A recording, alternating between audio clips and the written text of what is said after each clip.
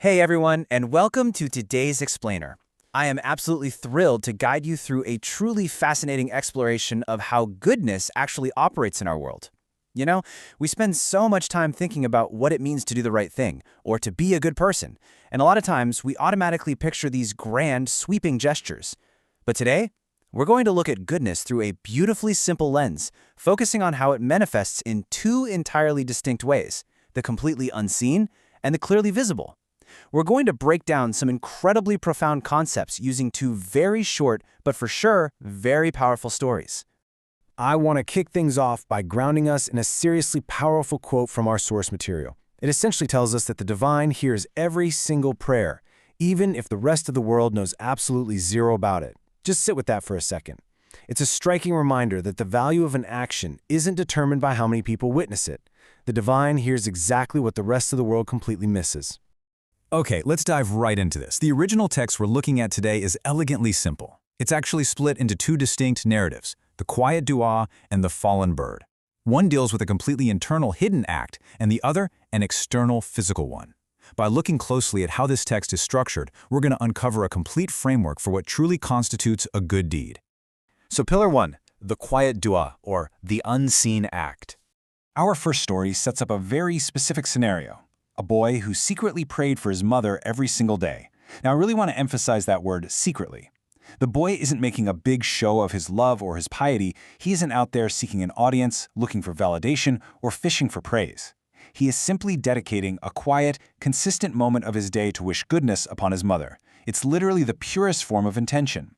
And then the text hits us with this deeply poignant reality. The mother never knew. I want to pause here because this is just so powerful. The very person benefiting from this beautiful daily act of devotion was totally in the dark about it. It completely strips away any sort of transactional nature from the good deed. He wasn't doing it to get a thank you from her. He was doing it purely out of love and spiritual duty. The absolute crucial point here is the contrast between the world's knowledge and divine awareness. As our source reminds us, society knows absolutely nothing about this boy's secret action. The mother doesn't know, his friends don't know. By all of our normal human metrics, this act doesn't even exist. But it is fully registered, fully validated, and fully known by the divine. It proves, without a doubt, that goodness does not require a human audience to be real or meaningful. Moving right along to Pillar 2, the fallen bird, or the visible act. This second narrative shifts gears entirely. It sets a very clear physical scene. Another child saw a fallen bird lying on the ground. So, unlike the first story, which was purely internal, this is all about having awareness of the physical world around you. It's about opening your eyes, noticing vulnerability, and actually seeing a creature in distress. And this brilliantly illustrates how we move from simply noticing something to actively helping. The text breaks down the child's exact physical actions step by step for us.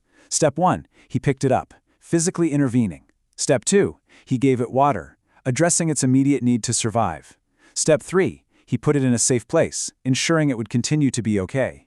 This isn't just a passing thought of pity, right? It is a deliberate, structured mini-narrative of rescue. And then we get the resolution.